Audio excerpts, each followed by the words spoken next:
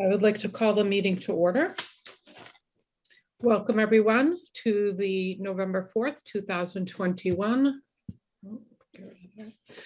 school committee meeting in keeping with an act relative to extending certain COVID-19 measures adopted during the state of emergency signed into law by Governor Baker on June 16th, 2021. This meeting will be conducted remotely over Zoom. Attendance by board members will be remote and attendance shall count towards quorum. The meeting will be broadcast live and on Facebook and recorded on ECAP. This meeting is open to the public. We'll take questions by the chat feature at the bottom of your screen. Please make sure to include your full name and address. We'll do our best to answer all questions. However, we will not read questions that have already been answered. Okay, so first on the agenda is the minutes. We have the minutes from the regular meeting from Thursday, September 20th, 2021. Are there any comments, questions, edits? No? All right. Can I get a motion to accept the regular school committee meeting minutes from September 30th, 2021? So moved, DeLuca. Can I get Star a second? All right. Roll call vote. O'Neill, yes. Durant, yes. DeLuca, yes. Star, yes. All right.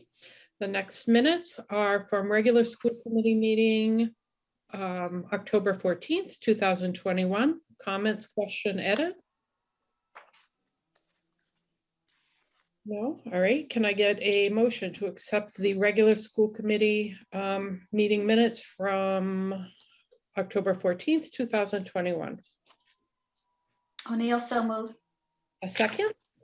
DeLuca, second. Roll call vote. O'Neill, yes. Durant, yes. DeLuca, yes. Star, yes. Okay.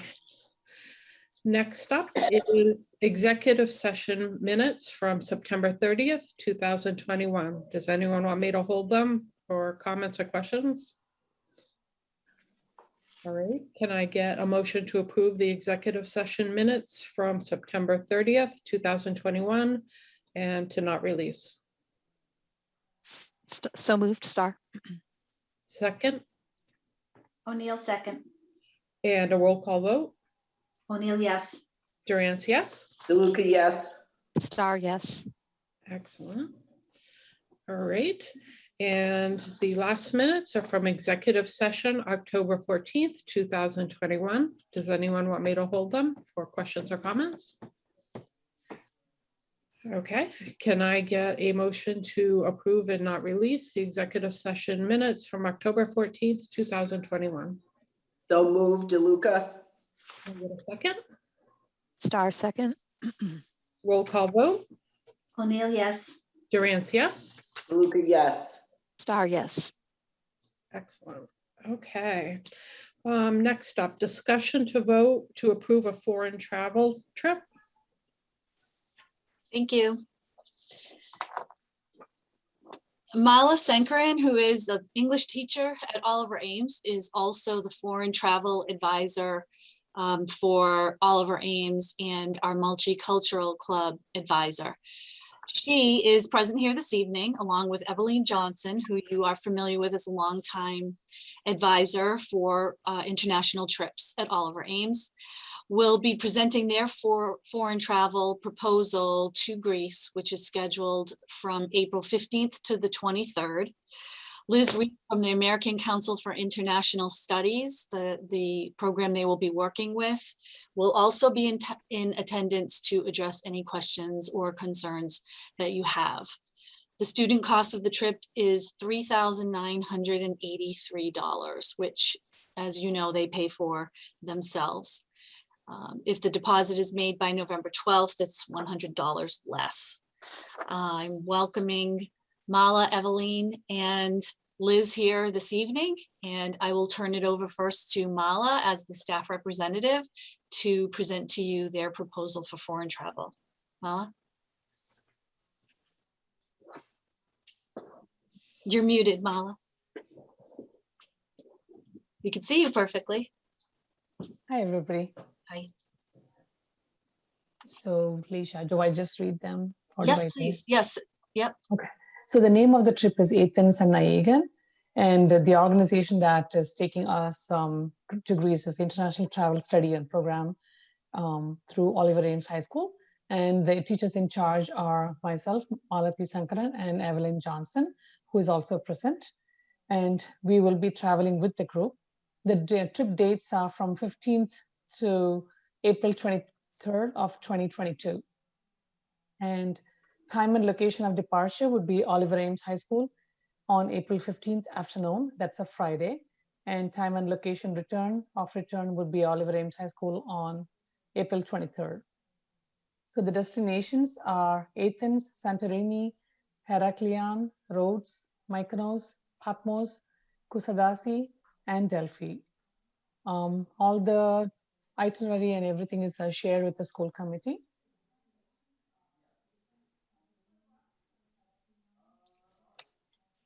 And per our policy, the group has submitted for your review their connection to not only the standards, but the transfer goals, our core values, and the vision statement of Oliver Ames.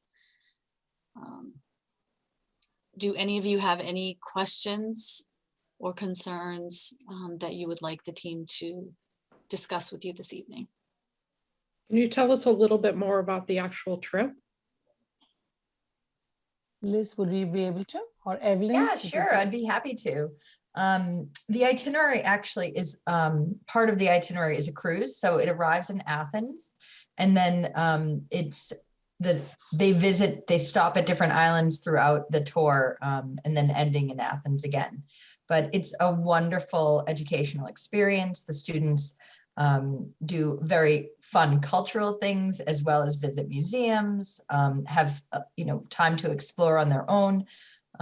These programs, I think we've had a long-standing relationship with Easton. I think Evelyn has been doing trips with us since 1990. So these programs are life-changing, and I think that this trip in and of itself is one that many teachers choose to do again and again, because of the historical lessons. And just so much of everything we do, right, even today, is based in Greek history and culture. So the trip itself is wonderful. They do even do fun things like Greek dancing, and they do a cultural evening, things like plate smashing and great things that these students really will enjoy. So the cruise, yeah, as she mentioned, all the different places it goes, breakfast and dinner, and actually lunch is included on the cruise as well. So it's a really comprehensive and I would say inclusive tour that offers a lot of great educational experiences for these students, as well as just giving these students who have missed out on so much the opportunity to have this shared experience, I think. Is one of the reasons I'm really excited to see us getting back to travel in 2022. Does anyone on school committee have questions? Caroline? This sounds absolutely wonderful, and certainly we have had very good experiences with your organization over the years. And I would trust Evelyn Johnson with anything, but I know that it's 5 months away. But I'm wondering if there has been some thought given to things like ongoing mitigation measures. For example, will everyone who participates need to be vaccinated and show proof of vaccination against coronavirus, against COVID, obviously, that type of thing. I know that we honestly cannot project 5 months into the future at this point. It seems like every time we do try to project, we are wrong on many fronts, but I'm just wondering if, some discussions are already taking place about the potential for important mitigation measures. Yeah, absolutely. We have extensive travel protocols in place that I'm actually happy to share with all of you. They're on our website, on acis.com. It's called Our Response. We are mandating vaccines for all of our travelers, our tour managers, our bus drivers. Anyone who goes on a trip with us, actually to any destination this year, will need to be vaccinated. For the cruise itself, they require that anyone who is not vaccinated has a PCR test within 72 hours. But your group would only be rooming with your group, doing activities with your group. We don't mix with anyone else. So that would be true while in Athens as well as on the cruise. Additionally, we follow, the CDC guidelines for anything we're organizing before the trip goes and for re-entry into the US. And then we're part of the USTOA, which has set out something they call tour care guidelines, which are just overall parameters of how to run group travel programs. And we are aligning with all of that and all of their policies for all of our programs in 2022. We also want these trips to go smoothly, to be amazing, to offer these students this life-changing experience. So we have put a lot of thought and time, and I agree, things are changing and we have a lot of things in place. If things do change, for example, the group has until 45 days before departure. If something were to change, they could change their destination. They could move to a different country, like let's say Greece. It wasn't great to go there. We could change the trip to somewhere else at no additional cost to the group. We could also move to later in the year at no additional cost to the group. So we've put in a lot. This living in travel and with this uncertainty, we've had to put a lot of things in place to make sure that we can, provide these trips and make sure we give people options. There just has to be multiple options. Additionally, every student has the option to upgrade their protection plan, which gives them the option to cancel for any reason right up until departure. So even if, let's say, the group is going ahead and one parent decides, you know what, I don't feel comfortable sending my child, they have the option to upgrade a protection plan to cancel for any reason right up until 4 days before departure. Well, thank you very much. That sounds very flexible. And I sort of assumed that you had already had extensive discussions, but I think it's important kind of for the public to be aware of that too. So thank you. Yeah, absolutely. And we have been trying to communicate directly with passengers as well. I'm hosting a webinar, I think it's maybe it's the 16th of November. And I'll share this with Evelyn and everyone, that all interested parents can come and learn about our protection plans, learn about the policies we have on tour, and just ask questions. We call it a what if, answering your what if questions webinar.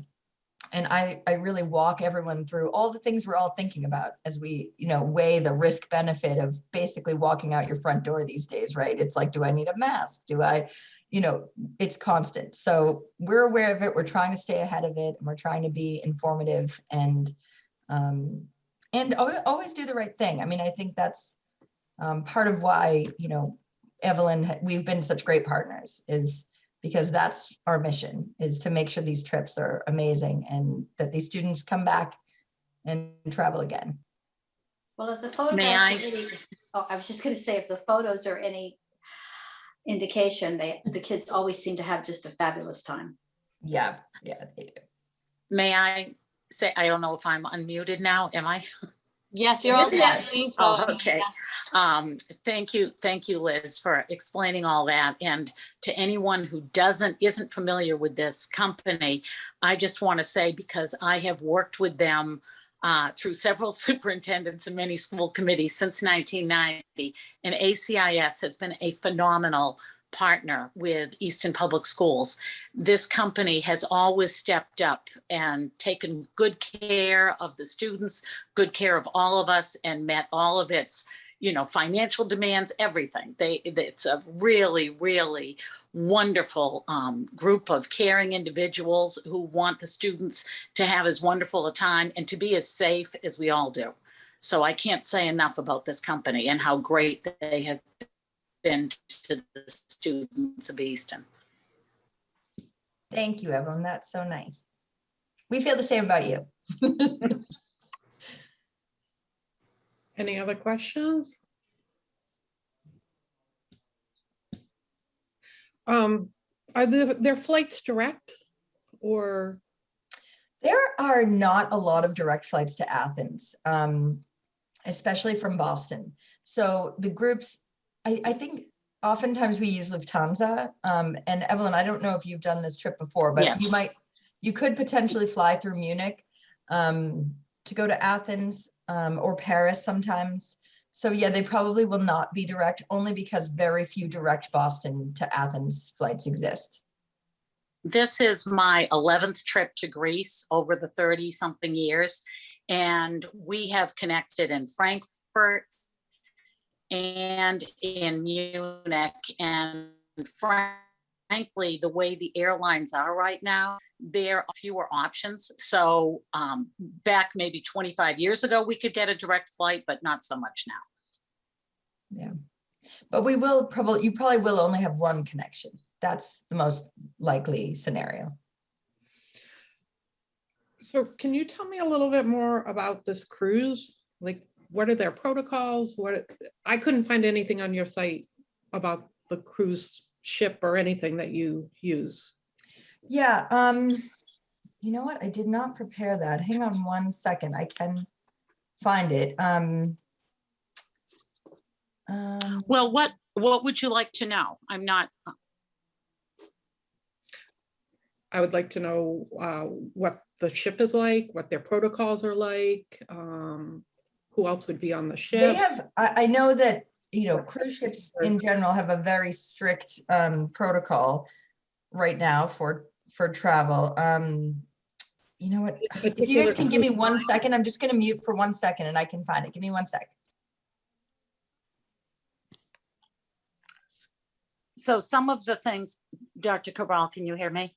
Oh, yes. Yes. Fine. Yes, we keep our students in a particular section. They are, you know, we are doing, you know, bed checks, room checks, whatever, every night and every morning. We meet together for breakfast. We spend the day together. There are many times when it's sort of traveling, you know, overnight, and then we're doing excursions. We have a private guide for just our group. So as long as we have, you know, at least 15 or so students, we have a private guide. If we had fewer than 15 students, which doesn't usually ever happen, we might be paired with another school group, you know, from another town.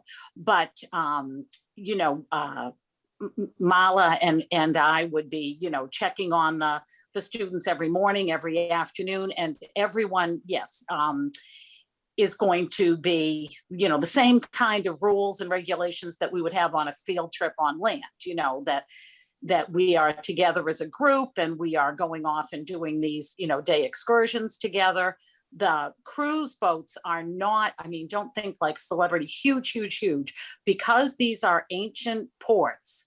A lot of the cruise ships are more of a moderate size. They are not as huge as maybe some of the, you know, transatlantic cruises that people might be thinking of, because those can't get into the harbors of many of these islands in the Aegean. So they tend to be a smaller scale. And yeah, I don't know, you know, clearly we would be eating together or outside, or, you know, trying to be very careful. I mean, I don't know if your concerns are about COVID or, you know, just chaperoning in general, but we would keep them, you know, the students all together and very, very safe. So are there activities like on these cruise ships? I'm just trying to figure out like overnight what they're doing. They would be, oftentimes we don't go back until like evening, and then we would be together generally. I mean, this is not quite as exciting, you know, a cruise. I mean, it's not going to have the same kind of stuff going on. Perhaps it's a little bit smaller scale. So no, they are going to be fully chaperoned. And as I said, I've been, you know, traveling with students on April vacation since 1990, and we keep them very safe. And I think Caroline and Nancy and, you know, people who have known me for the last 30 years can tell you that we're very careful of what they're doing in the evening. We're asked to come up with, you know, different things to do with all the kids in the evenings, all the time. when they're not sleeping. So they're not like left to their own devices too much, if that is the concern. Hi, I'm so sorry that I cannot find the cruise company name. I apologize. I just emailed a colleague hoping that someone will get back to me. But I'm completely blanking on it. I apologize, everyone. I do know that we have a system set up where we have weekly updates on every destination, and all of the protocols that are in place by destination, so that every week we're checking what the protocols are before groups go, so that we're prepared to inform the groups ahead of time of what the expectation will be. But Evelyn was right. These are small cruise ships. They're not like the Caribbean cruise where there's water slides and, tons of activities. And basically there's no opportunity to get lost. They are small, the groups are together, and mostly it's a place where you eat dinner and sleep and eat breakfast. It's just a mode of transportation, more like a hotel than what you would think of as a traditional cruise ship. I can definitely get back to you with the specifics and with their COVID protocols. I apologize that I can't pull it out. I should have prepared that for tonight. I'm so sorry. Oh no, I found it. Hold on. I got it. Celestial Cruises. Okay. That's what it is. I can send this to you guys as well. It's What called is Select. the protocol if a student comes down with COVID? And what is the protocol if one of the two chaperones does? Mm-hmm. So we're prepared for that to happen. Even with our basic protection plan, everyone is covered by quarantine coverage.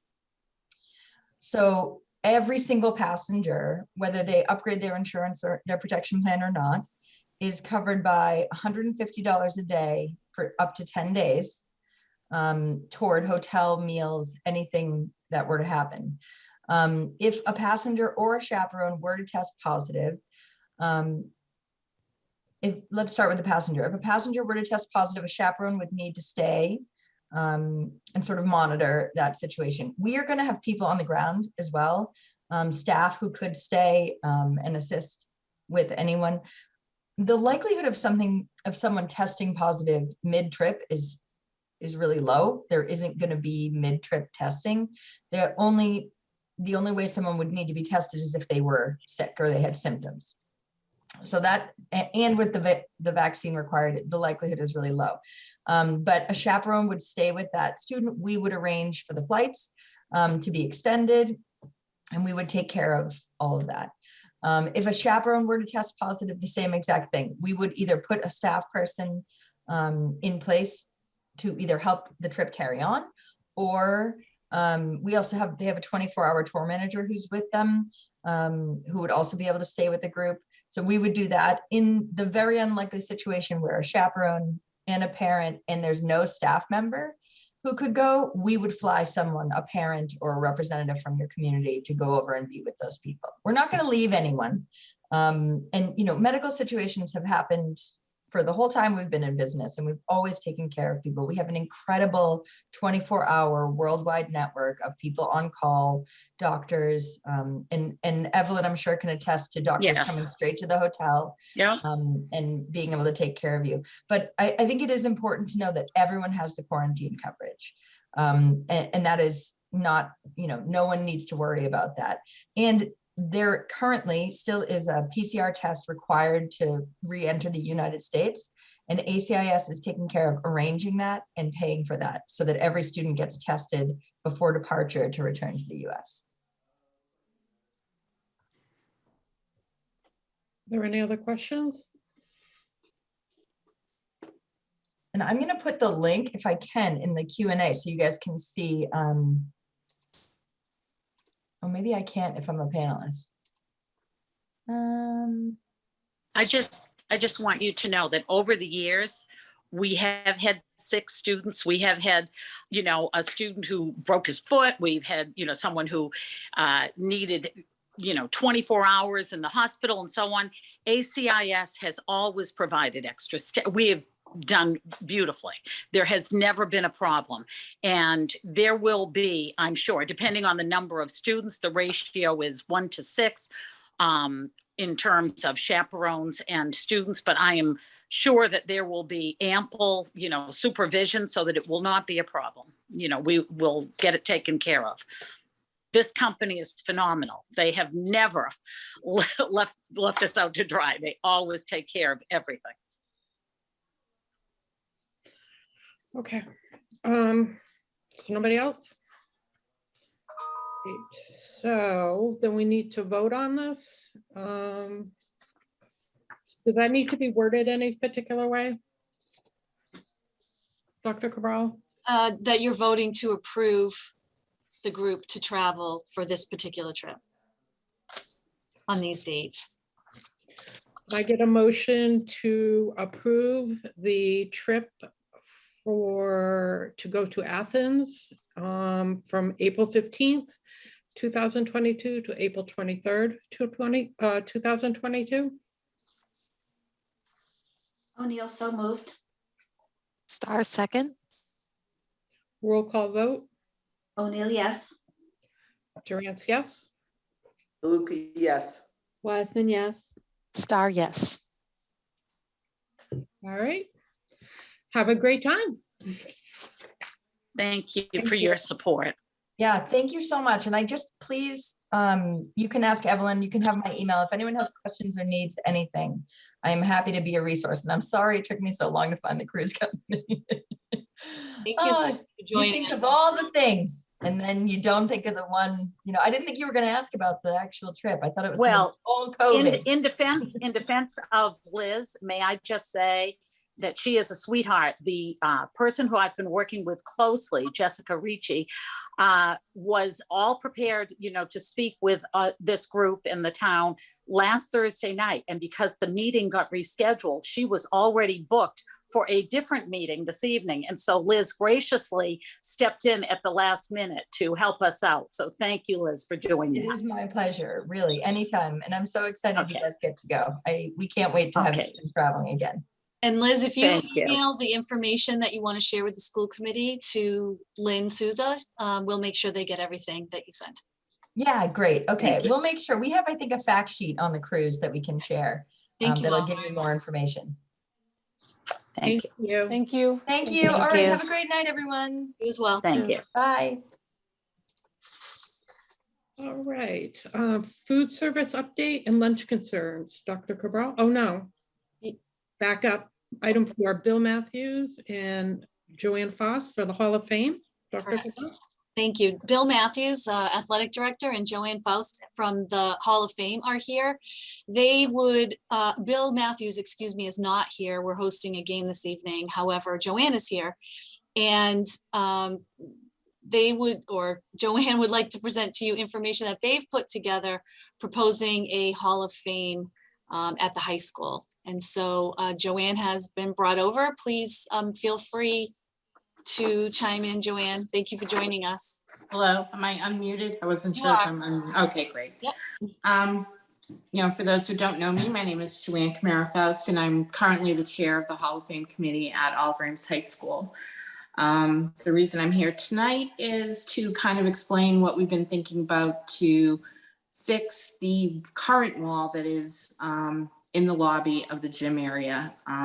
I don't know how many of you have seen it recently, but we haven't been able to add to it because we have actually run out of room.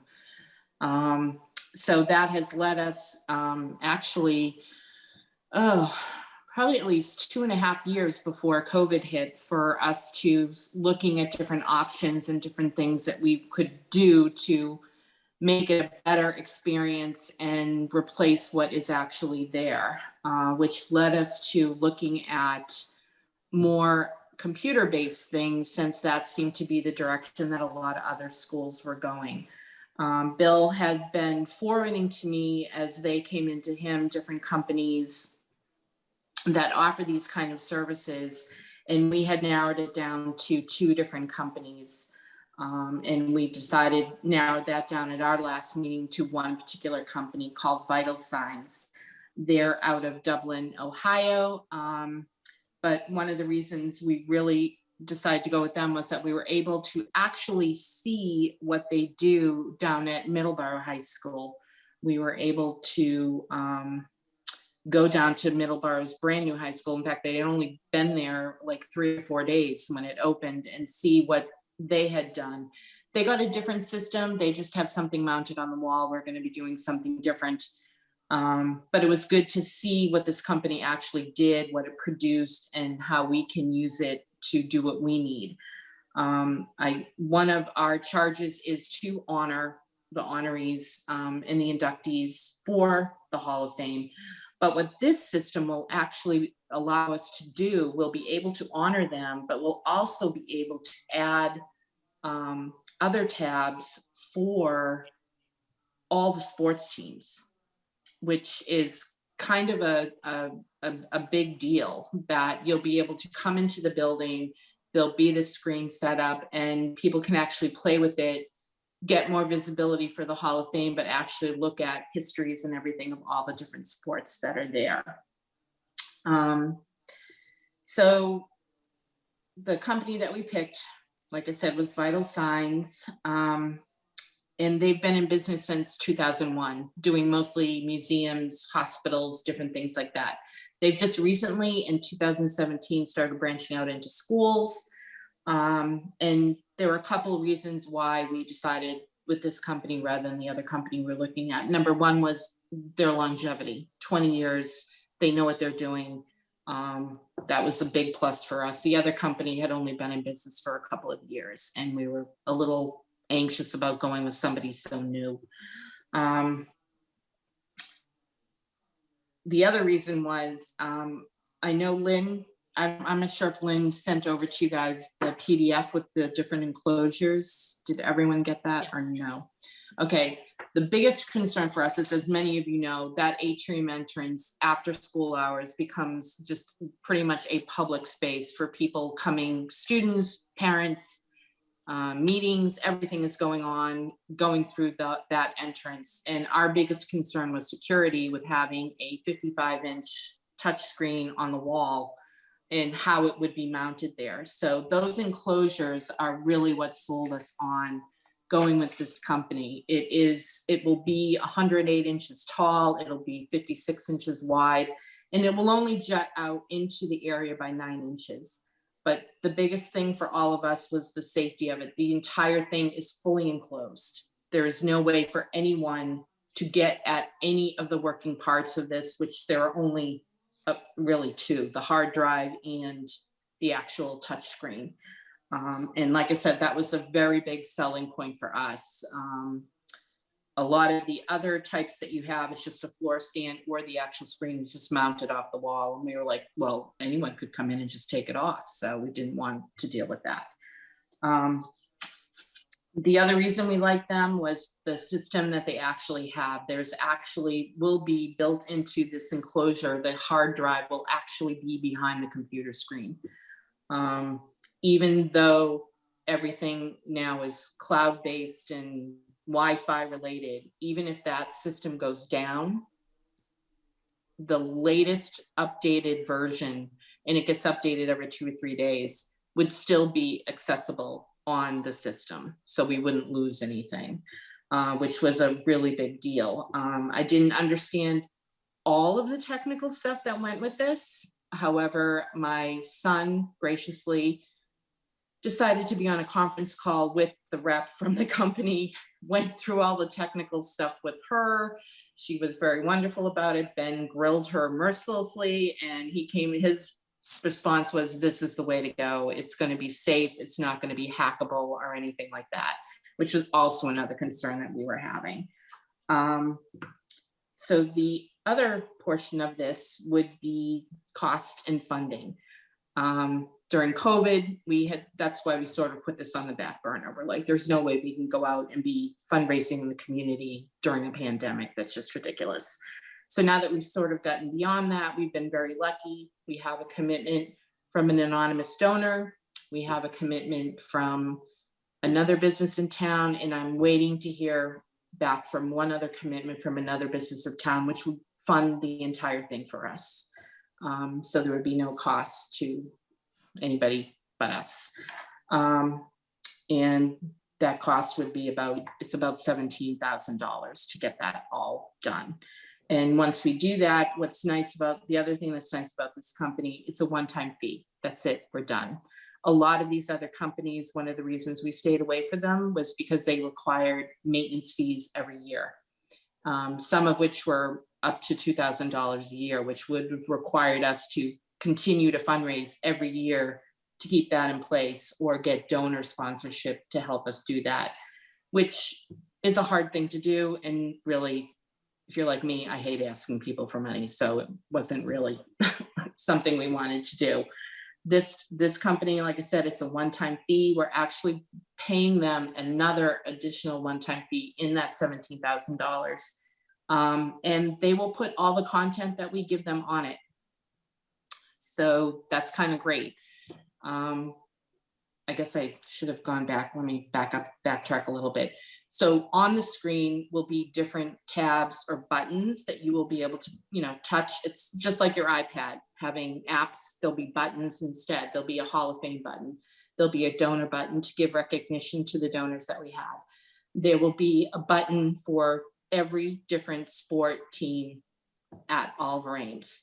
So obviously the football, basketball teams, which have a very long history at Oliver Ames, is going to take a lot of time and energy and patience to get all the information in order to then put that on the system.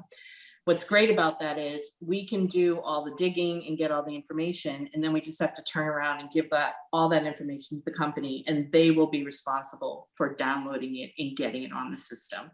We pick the templates and what it's going to look like, but they will do the actual downloading. For the newer sports, it's going to be easier because they don't have as much history. So like, say volleyball and what's another new one? Wrestling. Those haven't been around as long. So those will probably get up very quickly because we won't have to do as much research on them. Trying to think what else is out there about it. But that's pretty much it. We're pretty excited about this because it's going to give people an ability to surf through different things. There'll be a way to link up if you're looking at, say on the soccer team, you're looking at someone who was on a championship soccer team and you're looking at them, but they are also in the Hall of Fame. There'll be a button that you will be able to hit and it will take you to their Hall of Fame profile as well. So there's ways for the whole system to interact with each other. So it'll be a total experience for somebody who's using it. As someone who's played with one of these systems before, it can literally be a rabbit hole that you will just go down and you'll be looking at this, and this, and oh, look at this, which is what we're hoping, that people who come into the building will play with it, learn from it, and learn a little bit more about the sports and the history at Oliver Ames High School. So does anyone have any questions? Or Any questions? Nancy? Hi, Joanne. Thank you for that presentation. On the pictures that we got from Lynn, is there a particular one in this thing you sent us that you're choosing? It's definitely going to be that tall enclosure.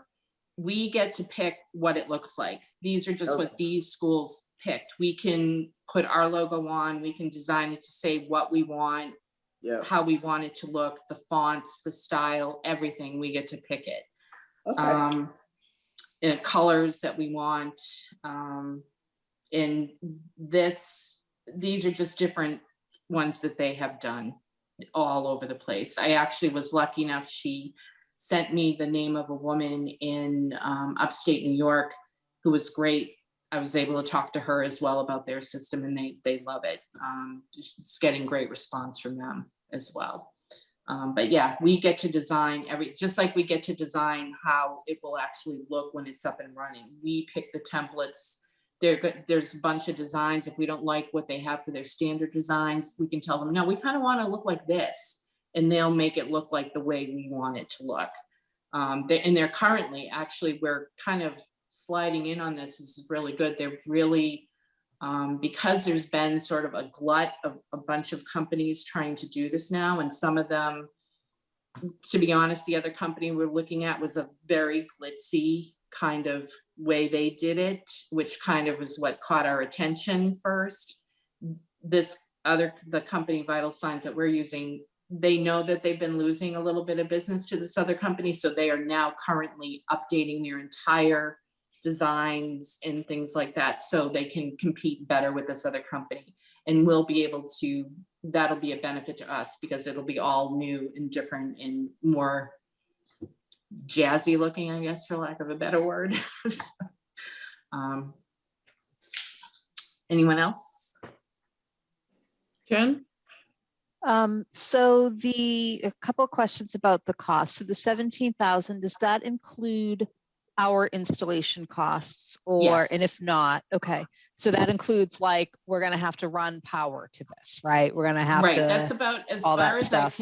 as far as I can tell, the only issue with, we're raising a little bit more money than what we need because we actually have to figure out how to take a piece of the current wall off that's there. Yep. I'm not exactly sure how it went on to begin with. I need to find the person who originally installed it.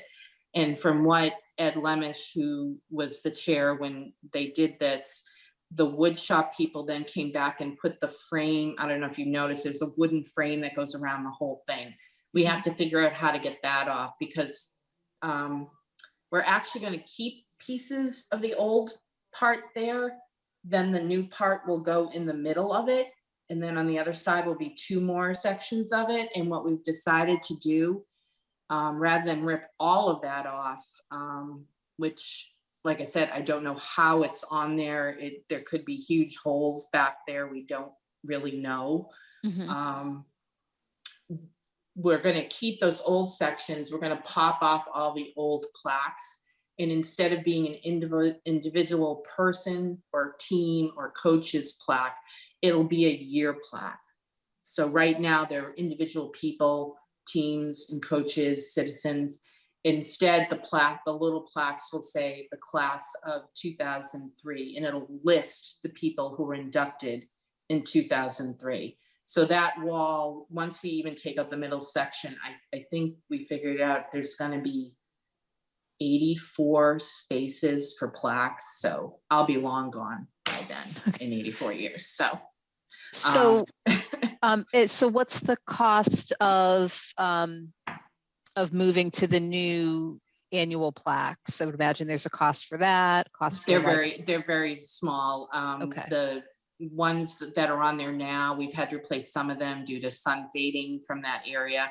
They run about $7 a piece. They're not engraved. They're just, I think they're printed. They're just printed ones. So that would be very minimal. That's something that we've always had in our budget anyway. When we're getting ready to induct people, we don't induct more than 10 people at a time. So it shouldn't be an issue. And now we'll only be buying one every other year when we do a banquet, rather than however many people we're inducting, or coaches and teams and things like that. So the biggest hurdle that I have is finding out how that other thing is on the wall and running the electrical over there. But I'm not sure if you're familiar with it. When you go in that atrium, and there's a tiny little niche where there is a vending machine for water and Gatorade and stuff. So there is an outlet right there. And I'm assuming the the town electrician would be able to just pipe over, run another. We just need 2 plugs is basically what we need. And I'm assuming he could just run a line, along the wall to that new space that we need. And then that would actually be hidden behind the enclosure as well. Okay. And then, so is the, so updating the content, is that done? Is there like a network cable connection for that, or is that just done wirelessly? It's done wirelessly. Okay. And then one more question. So what's the expected lifespan of this? I know we've had, for example, smart boards donated by Fee and other kind of expensive electronics that have been donated over the years, and then they only last so long. And then there's a question of who's paying for a replacement or maintenance or If- upgrade? Everything comes with a warranty, and one of the things when my son spoke to her about the technicalities and stuff, everything they use is pretty much top of the line. It's name brand equipment, like the touchscreen itself is a Samsung and it's some commercial grade. It's built for this. I know the system comes with a 5-year warranty. Beyond that, if something happens with it, I would assume that because the Hall of Fame paid for it originally, then it would be our expense to fix whatever needs to be fixed on it. Because it would be something that we had put in and not the school system.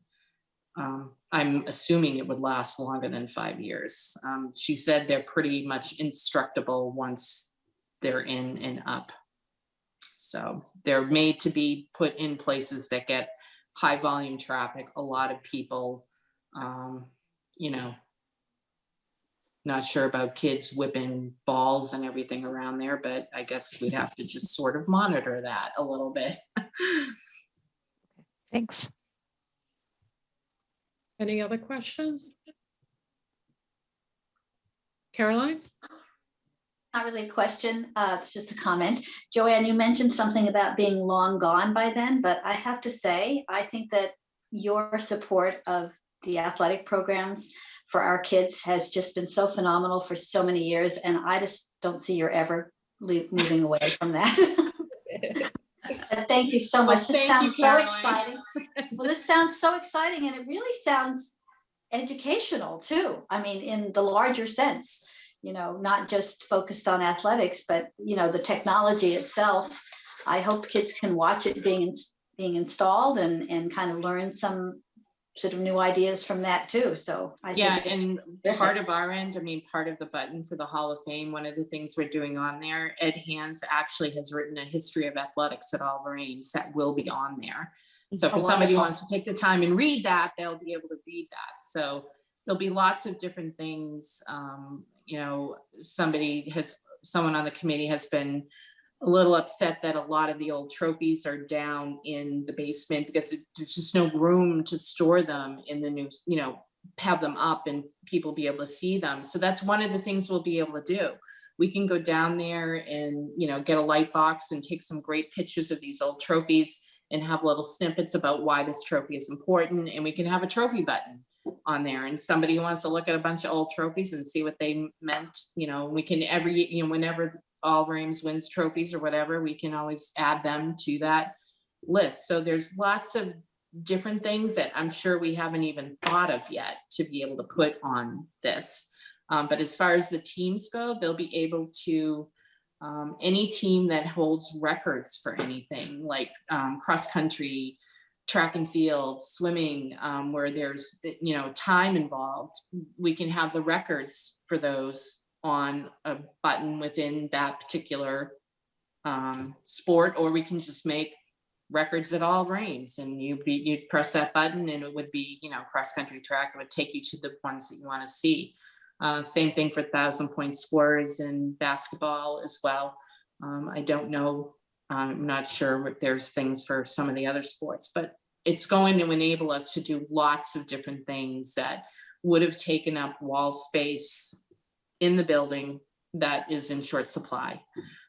So I'm excited that it's really going to sort of open up a lot of things. And I hope even kids just waiting to get picked up at, you know, get a ride home are going to play with it and learn something maybe that they didn't know before about the school and sports. Anyone else? Dr. Cabral?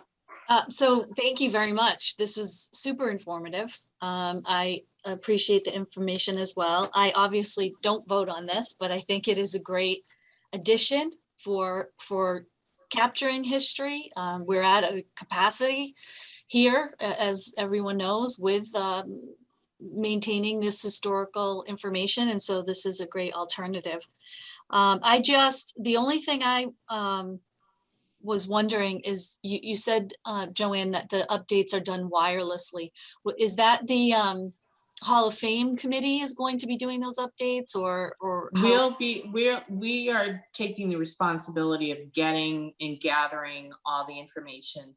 our plan, our loosely based plan now, because we've only really had like 1 or 2 meetings since COVID hit, would be that we get, well, for instance, right now, they're going to be able to take the current Hall of Fame information that is on the Oliver Ames High School website, which most people don't even know it's there probably. It's currently a mess because when they transferred over to a new website, everything just got all jumbled up. They're going to be able to capture that wirelessly from our website and fix it so it looks great and put it all in the new template.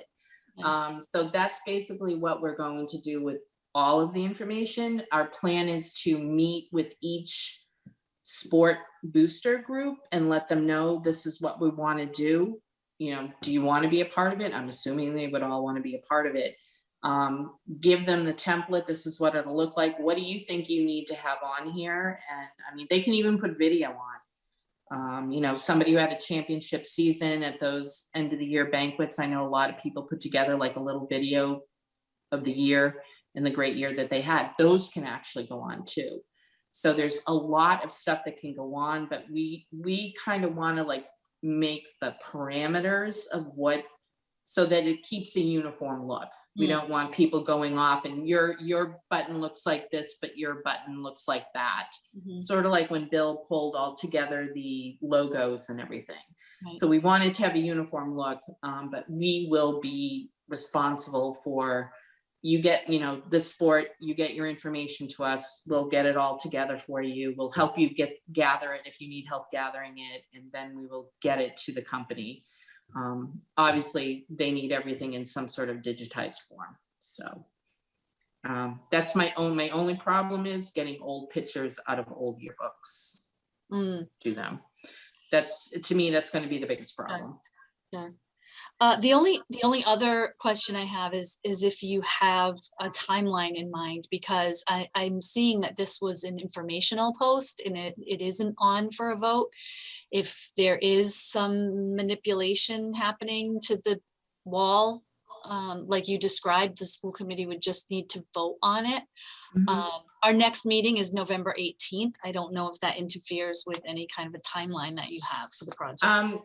If once we know about, I think the other business that were there, I want to say he told me they would know within a week and a half whether or not we've got that piece of funding from him. At that point, we can sign the contract, get the deposit to the company, and start the process. They wouldn't be ready to do anything physically with that wall until January, which gives me time to go in and figure out how it's on there and how we're going to actually do all of this. So, you know, we'd like to have the vote from you guys, obviously, before sometime in January. So, I mean, if you need more information from me about what we need to do, basically the two things are talking to the town electrician to get electricity over there, and then figuring out how we get that piece off the wall. I'm hoping John Norman, I think his name's John Norman, at the school, one of the janitors. I'm hoping he was the one that helped put it on. He seems to be the guy to put everything on the walls at the school. So I'm hoping he can sort of guide me to figure out, all right, how do we get that on there and how do we get it off? So. Okay, we can add that to the next agenda if that's the Yeah, that's fine with us. We don't need an answer tonight, I don't think. So. Okay. Thank you. You're welcome. Does anyone else, if you have any other questions, please feel free to email me. Lynn has my email and my phone number as well. All right. Thank you very much. Thank you. Thanks. Okay. Now food service update and lunch concerns. Sure. So I've discussed this at a couple of meetings now, just giving updates about the challenges that we, as well as many or almost all districts in the Commonwealth and in fact in the country, are having with supply and with employment services, and so on. So I thought that this evening we would have Marilyn Gordon, who is our Director of Finance, along with Roberta Temasanis, who is our extraordinary Director of Food Service, and Scott Berry, who's the regional representative, to maybe talk about a little bit about some of the challenges from their perspective that I've been sharing, but also to just be available to answer any of the more specific questions that people might have that maybe I was not able to answer, either for the committee or for the community. So Marilyn is here, and I will have her just join us and introduce our two colleagues here, Roberta and Scott. You're muted, Marilyn, sorry. Oh, thank you. So tonight we have Roberta Tamasanis, who is our food service director here in Easton, and also Scott Berry, who is the district manager from Whitson's. So he is going to just give an update on, what is happening in the industry, the challenges that they're facing, and what they're proposing, how they're proposing to deal with some of these things. So that you might be hearing from the community and our staff. So Scott, take it away. Thank you, everyone. Thanks for having us. So what I thought I'd do is also talk about the financial impact that the pandemic had on school districts everywhere, fiscal 21, the end of June. But before we do that, I just wanted to take a minute to recognize Roberta and her team for all her efforts during the pandemic. I know when we were in the hybrid service models last year, we were serving meals, rain, snow, and sunshine. And her team did an amazing job. I mean, they're committed to serving the Easton community. They're adapting to the changes every day and still are doing that, currently. So kudos to Roberta. I really appreciate everything she does. So, and again, just to touch base on the impact the pandemic had on the financials for last year ending June. So a quick overview is really for Easton, we actually served over 90,000 less lunch meals than we would in a normal operating year. And in terms of revenue, we actually lost probably over $500,000 in revenue due to a la carte sales, catering sales, and so forth. On the good news, our cost of goods were well below budget. However, due to the model that we followed from the USDA guidelines, the reimbursements were just not enough to really have the program be self-sustaining. So, and again, this year, with the USDA increasing those reimbursement rates through October and the year-to-date numbers we're looking at now, we're in a very good situation, and hopefully we'll have a successful year. So in terms of the current year operations, I mean, we still have our operations, they're modified slightly. And as Dr. Cabral said, it's primarily due to our supply chain and even more so our labor challenges. So right now we currently have 12 open positions in Whitson's school system. I think some of the major challenges for us is right now they're all part-time positions, so they're not benefit eligible positions.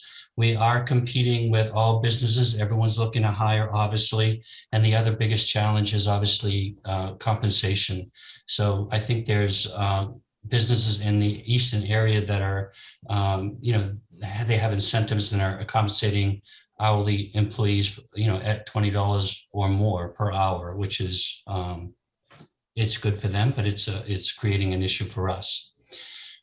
In terms of our menus and our program, right now our elementary schools and RO are only offering one hot and one cold option. Normally we offer one hot option and up to 3, maybe 4 cold options a day. And again, this is primarily due to staffing and our ability to be able to produce the menus that we want to and students and parents are looking for. The high school and EMS, and it depends on the staffing levels, we are offering 2 to 3 hot options a day, and we are able right now, we're offering the salads, sandwiches, smoothies, parfaits. So they have a little bit more variety at the secondary levels. Regardless of the menu limitations, we do meet all the requirements, the USDA requirements, and the state requirements in terms of nutritional requirement. So there's no issues there. Our a la carte sales, which is the incremental sales, we are challenged with that, again, due to staffing right now. So at the high school, often we have one person manning a register, and with feeding over 600 or 610 students now for lunch, it's just not possible to get those kids through the line and get the sales we're looking for and we need. The menus and the menu changes really haven't changed that frequently at this point. Due to supply issues, we really don't know and aren't notified what the supply shortages are until we receive the delivery that day. So typically, our deliveries arrive in the morning, sometimes the day before. As soon as we know there's a menu change needed, Roberta, will go and repost the menu to the website so everyone's updated. And she also communicates with principals so they're aware of any menu changes as well. In terms of the supply chain issues, we're really starting to feel the heat, so to speak. So over the past couple of weeks, we have, and I have to say, Easton's been fortunate. So with our deliveries in Easton, other than having off-hour deliveries, I know Roberta had some deliveries later at night, which is unusual. But in terms of being shorted products, Easton's been fortunate at this point. But we do anticipate shortages going forward over the next 3 months. The industry is anticipating that this challenge is going to continue well into the spring of 2022, unfortunately, and not only impact food and products, but it's also starting to affect paper supplies, cleaning supplies, and those types of things. So Whitson's really is in a good position. Our purchasing team has been working diligently on coming up with alternate products, substitute products if we are short. And we are looking at, when needed, buying from other vendors. The only, negative impact to us would be pricing. So right now, normally we have a national contract with our mainline vendors. And if we start going to these independent or other vendors, our pricing really, we don't have a contracted price, so they can really charge what they want. And we have seen over the last month or so, we have seen price increases even to, Tyson chicken, paper products, and it's really due to the supply and demand. And we're hoping it doesn't get too out of control, but we have seen, quite an increase at this point. In terms of, communication, as far as what's happening with menus. So as I mentioned, Roberta does post the menus and communicate with the principals with any menu changes. I know Roberta has also sent letters to principals just to give them an overview of what our challenges are, both with the supply chain and labor, so that they're aware. I've been communicating and sending articles, template letters, to Maryland and other school districts to use to really communicate to families as needed as well. One of the challenges we're facing is we find, even now that there's some negative feedback, but, we find that it's because the families aren't really well aware of what we're dealing with and what the challenges are. So everything that we can do to try to get that communication out is going to help us even more. I think, obviously we want, and parents, students, and families want everything to be back to normal, the way it was prior to COVID. But again, it's the labor challenges and the supply chain that just, prevents us from doing that. Although we're going to keep trying, and we want to get back to that point. What else? In terms of the good news, in terms of participation, so really, as the month of September, so our breakfast counts right now are 8% over our operating budget. So the operating budget for this year was really done based on the normal NSLP operating standard, even though we're not. But our breakfast counts are up by 8% over that budget, and our lunch counts are up 20% over what our normal operational budget would be. So in terms of counts for September, that means that we've served an extra 2,200 meals, breakfast meals, and an additional 7,000 lunch meals. I did see preliminary numbers for October, and it's good news still. So year to date through October, our breakfast meals were up over budget by almost 4,700 breakfast meals, and our lunch meals have increased and are over budget by almost 10,000 lunch meals. So really, one of the areas that is challenging to us is when I talk about the a la carte, which is the snacks, the second meals, those types of things. Our revenue is well below budget there. And again, until we find people to really get on the registers and get in the schools and be able to man these stations, we don't really feel that's going to be able to change. In terms of recruiting, we have tried almost every avenue we can think of at this point.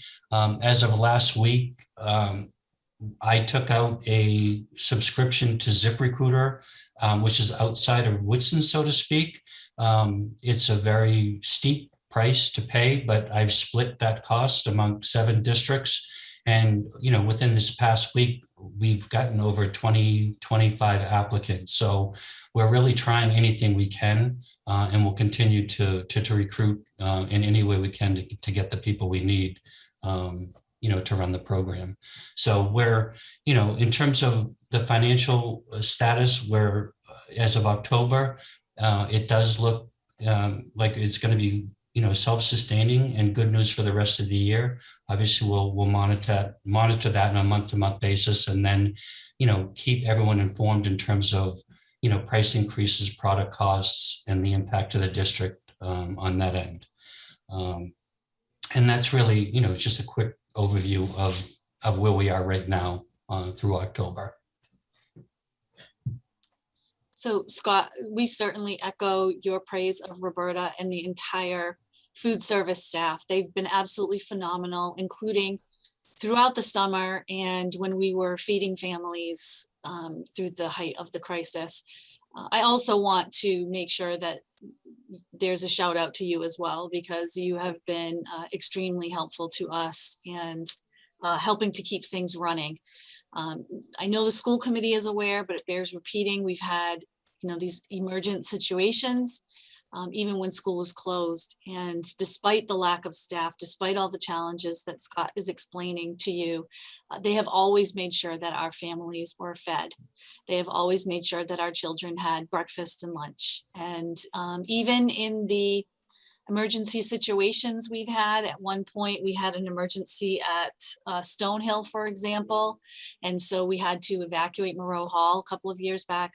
And once again, the Whitson's staff and our food service staff were just phenomenal in making sure that our children had everything they needed to make sure that they were fed, that they got the meals that they were looking for, and on time. So there's not enough that I can say about our experiences with Whitson's, with Scott, and with Roberta. So we definitely understand their challenges. Scott, I've been talking for months about how we cannot find lunch playground aides, substitutes for many different positions, not just teaching staff.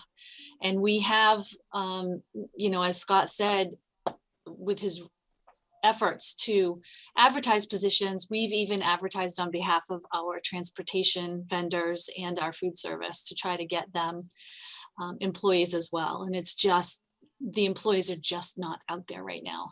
They're not responding. So I'm encouraged to hear that you found, the applicants on ZipRecruiter, but hopefully you're having better luck than I am, and many of my colleagues in Massachusetts are, in the sense that more than ever before, you're going to see when Marilyn does her budget report shortly that we have had a lot of turnover as well. So we're hiring an awful lot of staff and they're leaving within weeks, whether that's for other opportunities or they have an opportunity to work remotely as opposed to being with people in buildings. They're just, competitive pricing because people are competing for the same small pool of people. So we certainly understand those issues as well. But certainly if the school committee has any questions, I know Scott and Roberta would be happy to answer them for you. Jen? First of all, hi, Scott. It's good to see you. I think Dr. Cabral and Marilyn might know this, but Scott was my first boss way back when I worked at BU. So I know him very well and have a lot of confidence in what he does as a leader. So it's great to see you. Good to see you. A quick question for you, and I think it would be maybe helpful for the public to understand at a high level the economics of free lunch, USDA reimbursements, and why serving a greater number of meals, even when students are not paying for them, is a benefit to the overall economics of the meals programs. Because it doesn't seem intuitive, and I know it has to do with like reimbursement. So if you could kind of explain that in a way that the public can understand. Yeah, so I think, and this is going back to when we started, what we call emergency services, so to speak, but we went from using the National School Lunch and School Breakfast Program, which is our traditional meal programs, to what we had options of using either a seamless summer program or a summer food service program. And traditionally, the summer food services program, you would have to get approved by the state in order to run that program. It was based on eligibility of students in each district, and there would be an approval process. When the USDA allowed everybody to opt to, either of these two programs, it then means, there's no charge of the meals to any students whatsoever, that the meal count that we claimed or took, we would just receive reimbursements for that number of meals. Those two programs, traditionally, the only way they would be successful is for the district that served a large number of meals. So when I talked about getting approved by the state, for the districts, and it could be probably even a more affluent district that would have very low participation if they were, applying for a summer program, financially the program wouldn't work. Those programs are based on the more meals you serve, the more reimbursements that you get, and that sustains, obviously the program. So I think that is part of what some folks really don't understand, and is why we try to communicate as much as we can to even principals, district administrators, to make sure that they understand that they can help, either through PTO meetings or, whatever means communication, get that word out to parents and families as well.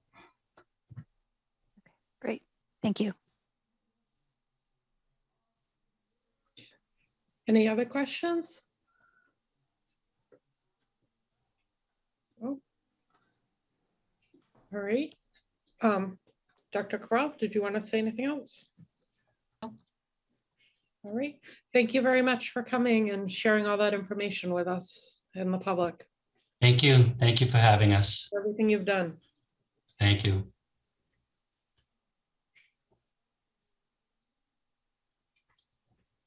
All right. Up next is a quarterly budget review. Dr. Cabral. Okay, so a few years ago, maybe this is the third year now, we've established quarterly opportunities for Marilyn Gordon, Director of Finance, to update you on the budget, where it's at that particular time, answer any questions you might have. So because this is the first one of this year, she's going to review what is in your packet, which is a review of FY21 budget, which ended this past June, as well as end of year purchases. And then she is going to also outline for you where we are at right now with our FY22 budget, which is our current fiscal year. Marilyn? Hi. So yes, when we go to town meeting on Monday, we'll be hearing about the free cash certification and how the free cash is so much higher than it normally is. And one of those reasons is because we did turn back quite a bit of money last year. And we did that for many, many reasons, all COVID related reasons. We had staff on unpaid leave of absences that were being filled with either lower paid substitutes or consultants, or in some cases, minimized the services. We had no buses on Wednesdays. There were a lot of special ed implications. There was some one-to-one nursing that didn't happen because students were opted to have school remotely, and they didn't need a nurse because they were at home with their parent that acted as their nurse. Trying to think of some other Sports and activities. yes, some activities that reduced sports games and coaching, some activities that didn't happen. There were also some expenses that the CARES Act was able to fulfill. And so we applied for funds through the CARES Act, also from FEMA and MEMA, that reimbursed us for things like custodian services, nursing services, and so on, that would have been in our budget, but were covered by federal stimulus funds. And we also have to remember that fiscal 21 included the summer of 2020, and things were completely shut down. There was nothing happening. Summer school was so minimum that year. And there was the custodians that usually come in extra, and the seasonal maintenance, everything was reduced that summer to very, very limited. And then the only kind of overtime activity that custodians were doing were COVID related. So that was charged to the CARES Act. So we didn't use that money. You can see just in terms of final salaries for FY21 or last year, we had almost $1 million in savings in money that couldn't be applied to anything else. So these are salaries that you can't use. You can't use them after the fiscal year. So we couldn't, for example, pay custodians in this fiscal year with money from last fiscal year. We couldn't pay substitutes or nurses with money from last fiscal year and this fiscal year. So we had no alternative but to return that money to the town, obviously for needs that the town has as well, which includes the public schools. There were some expenses, however, some one-time funds that we had for some purchases, and Marilyn can go over those, the expenses. The end of year, but before I do that, there was also things like the district-wide curriculum, that everything was put on hold while we were doing everything online, and everything that we were buying was related to software and Chromebooks and everything that was going through the grants. So things that normally would happen, where we update our curriculum and do those curriculum committees and all that stuff, just kind of was on hold. So we didn't do that. Like some of the Easton University, the PD, like just normal things just didn't happen. So I mean, I can go over any like specific category that you want, but when we did get near the end, where we do always do this, and especially in that particular year, look at, where can we put money to get ahead of the game, things that we're going to have to spend money on anyway, but can we make some investments now, maybe not tax the capital budget, or, just some things that we could fit in. And I did give you a list of these things, but there are things like a dishwasher at the middle school. A lot of the whole food service area in the middle school it was one of the things that was cut out of the project when they didn't have enough money, when they were renovating the middle school. So we do run into a lot of, we have had a lot of repair issues there. Some social studies textbooks, some rooftop units for air conditioning, a grease trap also at the middle school. We're doing a project to scan all of our archived special ed documents. We finished up the carpets. There was one more round of carpets at RO that needed to be replaced. Wrapped that up. Some VCT tile that was popping up, we fixed that. We anticipated some new things this year that we got ready for, like the new industrial arts teacher that needed some new equipment. So we bought that, and the new art program. We had to buy some cameras and some stuff for ceramics. That was going to be the first time those classes had been taught. So we bought that equipment at the end of the year to get ready for this year. Let's see, what else was on this list? Some bleachers, soccer goals, but these are all things that would have had to have been replaced eventually anyway. So may as well just get it done. And again, as you can see, all of them are one-time purchases. So it's really important to remember that when it comes to staffing or positions, we really can't fund those with a one-time fund. And so all of the purchases we did at the end of the fiscal year were one-time purchases.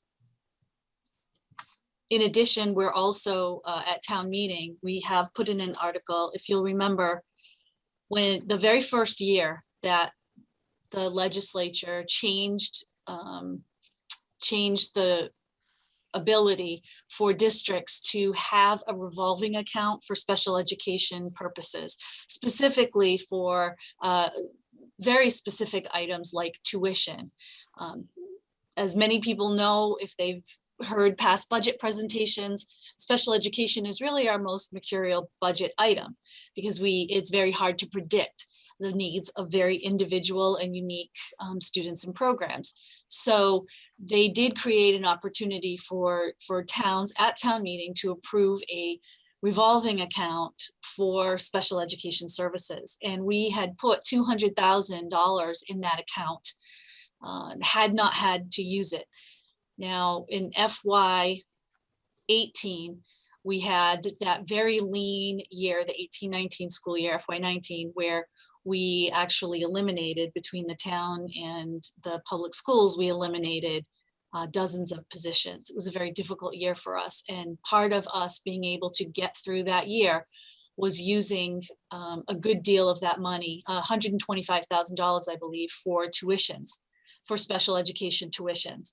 And so we've been running very lean on that budget for the last few years. And so we have requested, as part of the funds that we returned to the town, to replace $200,000 in that revolving account.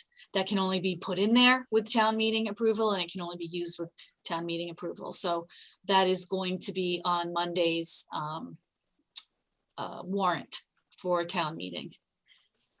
And then in addition to that, we returned $1.4 million, which will be certified at town meeting for the town.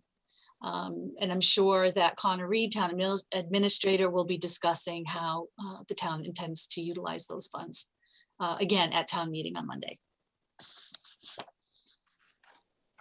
Are there any questions about FY 21 or end of year funds or the savings? Jen? I just have a question. What's the difference in under the special education final expenses? What's the distinction between tuition to non-public schools and tuition to collaboratives? Just curious, what's one versus the other?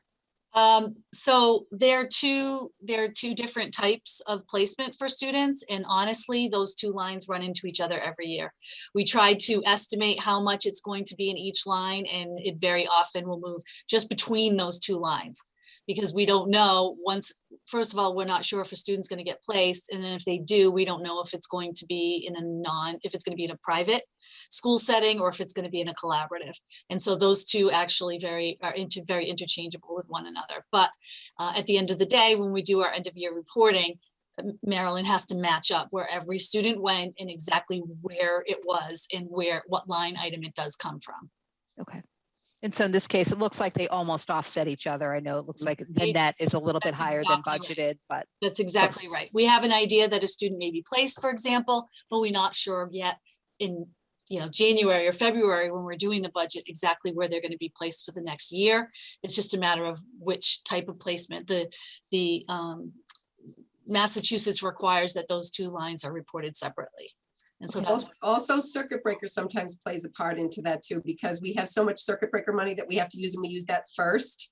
And we use it for any tuitions, but we just like to pick like clean ones that we can charge off to circuit breaker, and that might leave more money in either the day or the collaboratives. So you kind of need to see it. You're just looking at just the budget. You're not looking at the tuition. The only thing we take out of circuit breaker is out of district tuition. That's the only thing we charge to that. So you'd probably have to see both what we pay out of the circuit breaker and the budget together to get the full picture. okay, thanks. It's helpful. Is that it, Jen? Yeah, everything else was well explained by the notes. So thank you for putting all that detail in there. It was very easy to follow. Thank you. Any other questions? All right. And now Marilyn can update you on FY22, which of course is to date. So it's not exactly to the end of the year. And she can try to answer any questions you might have about that as well. And you can see the theme here is unfilled positions. So like the food service, in every area we have vacancies. Normally, that's what I did say to Dr. Cabral, usually by November 4th, we're pretty buttoned down at this point. But we have had lots of late resignations, ongoing, a lot of paraprofessional turnover. I think even with retirements, you may have noticed in the last year and a half, typically we get most of those at the end of a school year. And this has been the most, between last year and this year, this is the most number I've ever seen of them happening, at different points through the school year, whether it's an anniversary date or a birthday of an employee or whatnot. But, and so that creates these mid-year position vacancies that, along with the labor shortage, creates this situation where we don't have all of our positions filled right now, as you've heard me lament many times and tried to advertise in many different ways to fill these. So those lines obviously show, we can only encumber funds for salaries if we know who the money's going to. And so there may be money left in a line item, but that's because there's an unfilled position right now. And so we can't encumber that fund to a particular employee's name. But once the position is filled, then we'll be able to do that, and you'll see it drawn down on that line again. We did also have some turnover in the summer, like late summer in some positions that we didn't anticipate. So there were some, and we hired some new staff for some lower amount of salary. So we do have some funds in that, like at the high school, and there was some at the middle school. I would say the majority of the lines that seem to be off would be for that exact reason. I'm just looking to see if there's something that I want to point out.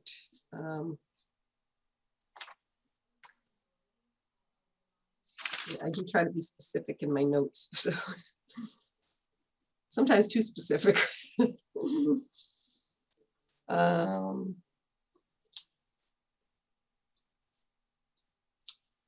The expense side, we do, I mean, it is early in the year, and we expect that on the expense side, all that, it looks like a lot of money now, but you can't encumber it because they're still in there are a lot of seasonal type issues, things that are spent seasonally.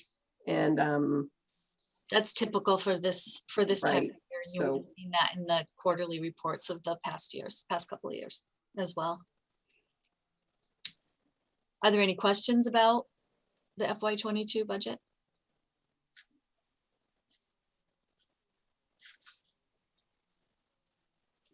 Caroline?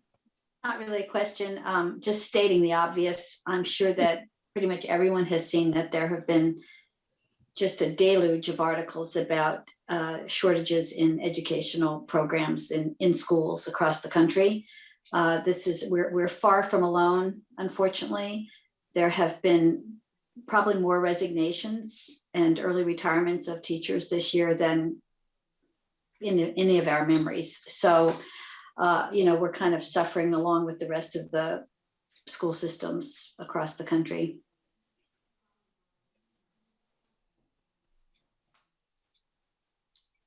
Any other questions or comments?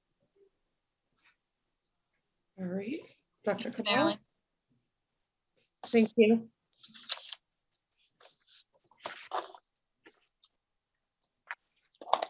And speaking of retirements, Personnel change and retirement, RO paraprofessional, Dr. Cabral. thank you. So we do have a paraprofessional at RO who is retiring, Lisa Tagan. She has put in her intent to retire effective November 12th after 12 years with the Easton Public Schools. Lisa came to EPS in 09 as a paraprofessional for Center School, and she had subbed there prior to that. And now she has been at RO. And unfortunately, Lisa can't attend this evening, but I do know that you have a letter from her. Most recently, Lisa has been working in our foundations program at Richardson Olmsted and been doing a great job with those students and with that program. We're very happy with how the programs have been put in place in the last several years, as you know, and it's due to the educators that work so well with our students, that we're able to keep our students here in school with their peers, with their friends, in their own community. And we're confident it's a much better level of service for them. So we thank Lisa, of course, for her many years of service and wish her well in her retirement. Okay, dear Miss Souza, after 12 years of service in the Easton Public Schools, I'm electing to retire. November 12th, 2021 will be my last day. Respectfully, Lisa Tagan. Any comments? All right, can I get a motion to accept the retirement of Lisa Tagan with regrets? So moved, DeLuca. Can I get a second? Star, second. Yes. All right, roll call vote. O'Neill, yes. Durance, yes. DeLuca, yes. Wiseman, yes. Star, yes. All right, thank you and enjoy your retirement. All right, critical race theory, questions and misinformation. Dr. Cabral? Thank you.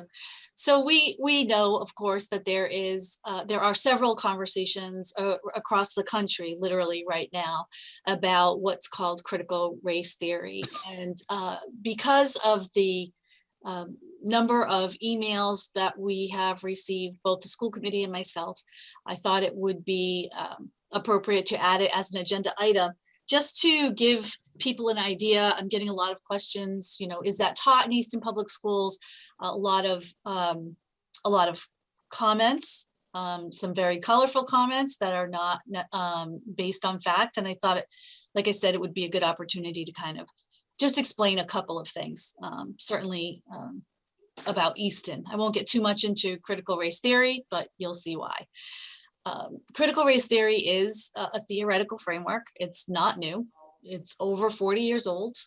It is based on a concept that race is a social construct and racism is not necessarily so much about an individual's bias or prejudice so much as it is embedded in the legal systems and policies of our country.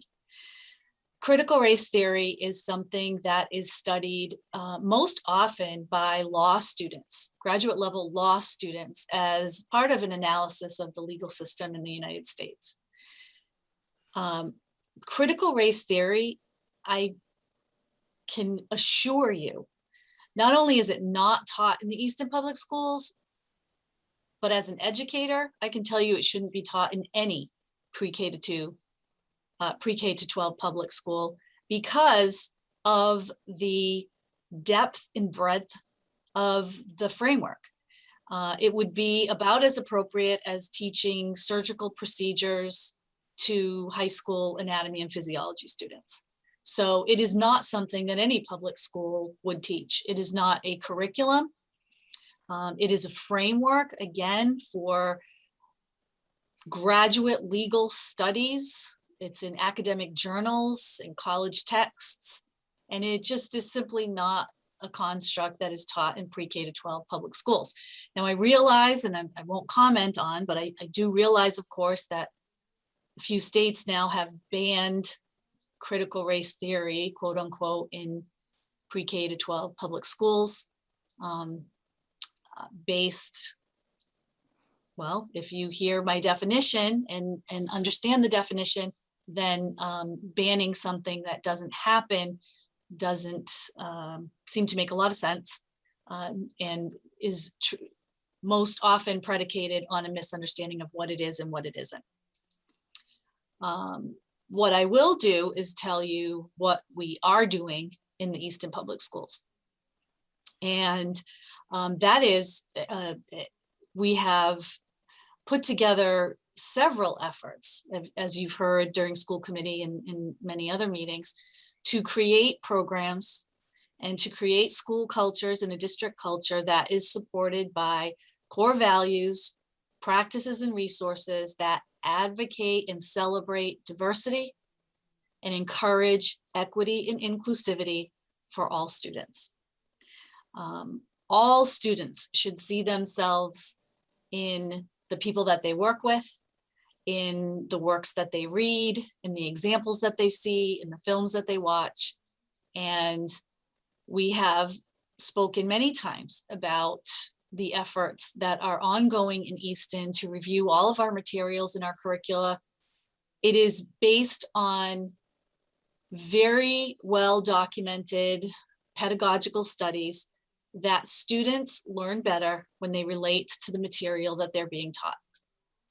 And certainly there is intuitively a level of comfort that comes with students learning about their culture as well as other cultures. And I have said many times, and I will say many times more, I think that having taught myself in a very diverse urban district for almost all of my teaching career, and teaching in 2 suburban districts, that I think that celebrating diversity and being clear about messages of inclusivity and equity are probably more important than in predominantly white districts than any other. It's certainly important everywhere, but our students do not have as much of the benefit to the exposure to different cultures and people and beliefs and races and languages and meals and everything else that comes with being in a more diverse environment. And so we wish to bring that to our students. We bring the world to our students like we bring our students to the world. And having culturally relevant teaching practices only enriches the education that our students receive. And so do the Easton Public Schools teach critical race theory? No, we do not. And I would argue that no school in the country does, that is up to high school. But it is very important to know that our efforts are ongoing to be sure that every student feels welcome, encouraged, safe, and included in the Easton Public Schools. And so I hope that clarifies the difference for people. Certainly there is plenty of reading material out there. I would encourage people to look at scholarly journals and peer-reviewed documentation as opposed to maybe some more polarizing information in order to get leveled information about this topic, because it has been quite politicized, and just by the nature of that, there can be some misleading information one way or another on the topic. Does anyone have questions about that? Any questions? No, thank you. Sure. Thank you for clarifying. Okay, discussion and possible vote to accept the superintendent's goals. Dr. Cabral? So I did provide that to you a couple of weeks ago, and as part of the process, my process, unlike others in the district, is a lot more public. And just as you went through my evaluation at the end of last year in a public forum, the goals need to be approved by you as well. So I did provide them to you in advance so that you would have an opportunity to see them. In terms of the structure, it's also a little bit different than we require of staff. Not only do I have goals, but I provide key actions, benchmarks, and measures of success. And then, of course, at the end of the evaluation period, I note what was completed and the evidence of that completion. And so those are the two areas that are left blank for now. I fill those in and do a narrative for you and present that to you at the end of an evaluation period, as you know. And so this is for you to ask me about the goals, to challenge the goals if you wish, to redirect some of the goals. But these are based on our current strategic plan, and have been shared with the principals as well, because they're working with their staff. And of course, our goal is to make sure that they're all aligned and moving in the same direction toward the same goals of our strategic objectives. So I'm happy to answer any questions about them at all. Does anyone have any questions or comments? Jen? I just have one question that's sort of not even really about the goal itself, but just something that like prompted a question that came up recently. So, but on the goals themselves, I love that they clearly tie into all of the themes that we've been talking about consistently. The district's goals, and it was really nice to read through and get the feeling that we're not in crisis mode anymore, right? Like we've done a great job getting us through crisis mode for the past year and a half, and understandably the last set of goals were related to COVID and educating in that, but to see the continuation of some of the themes that we had discussed, previous to the crisis, and to see the goals where they are now really highlighted to me that even with the past year and a half, the progress on these other important areas has moved ahead. So we're not picking up right where we left off, 2 years ago. We're picking up where we are today, which is further along. So that's a credit to you and every educator in the district for being able to advance this important work and then bring it to a point where we're seeing kind of what's the next step in this evolution. So it was just a very optimistic reading through these goals, and I'm excited to see them play out over the next couple of years. So I do really want to credit the staff with that, as you said, because as we were going into COVID, if you'll remember, a couple of things, but one of the things that the staff had asked was, listen, we're definitely in crisis mode right now, and we've got a lot going on, but there are a couple things we don't want to fall by the wayside while all this is happening. And one, of course, was our DEI work, our diversity, equity, and inclusion work, and also making sure that we were tailoring to the needs of the subgroups, the EL, special needs, and advanced learning subgroups. And so that was extremely encouraging and is truly a credit to the staff.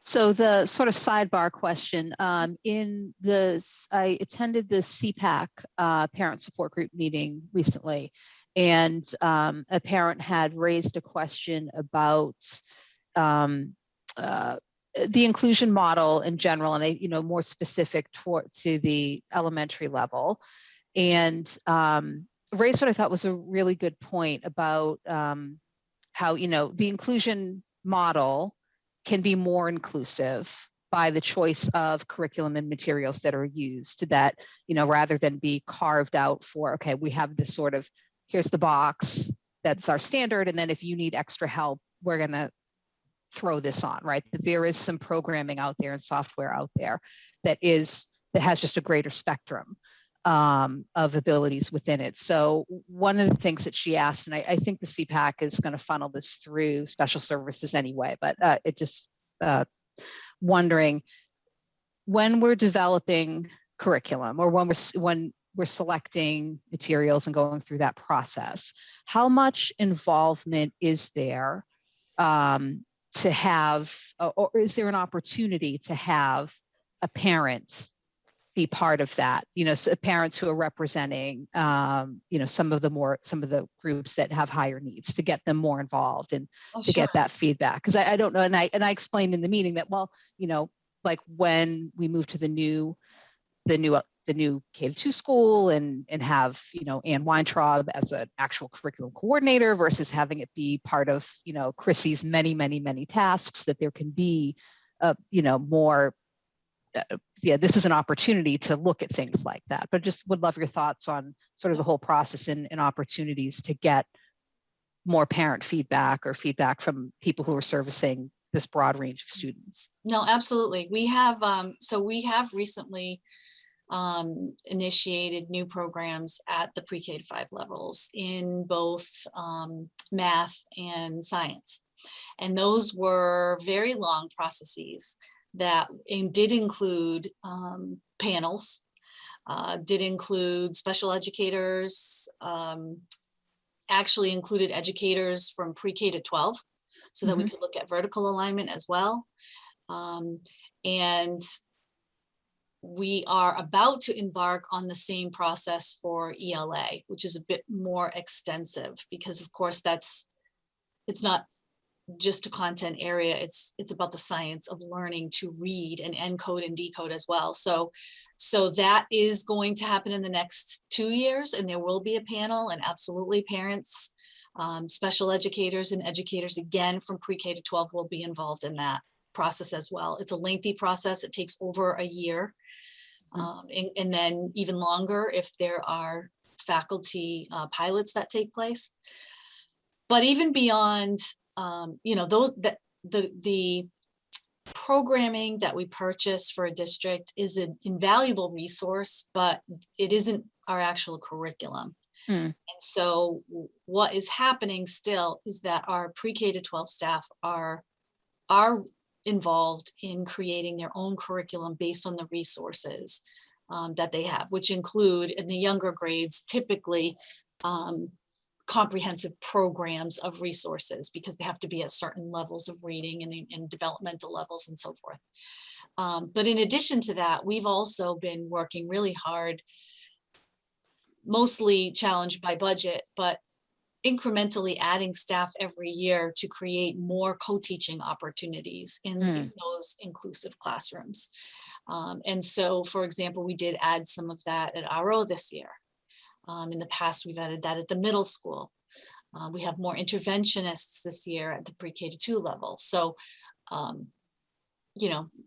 if the budget can withstand it, it is definitely an area that we feel is very worthy of the investment, because you've got 2 educators working with a group of students instead of 1, but you have a special educator and you have a content area specialist.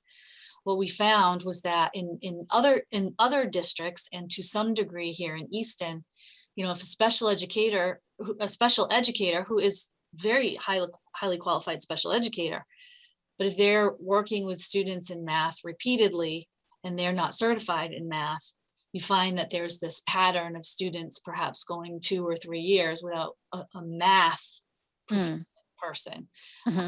And again, that is not a discredit to our special educators at all. It just has to do with really our budget and what we've been able to provide here in Easton in terms of staffing levels, but it is something that we are consciously working toward in all of our schools. And to some extent, we have that in pre-K through 12 now, just not everywhere in every grade level. But we are consciously working toward that because that's a very important part of the programming.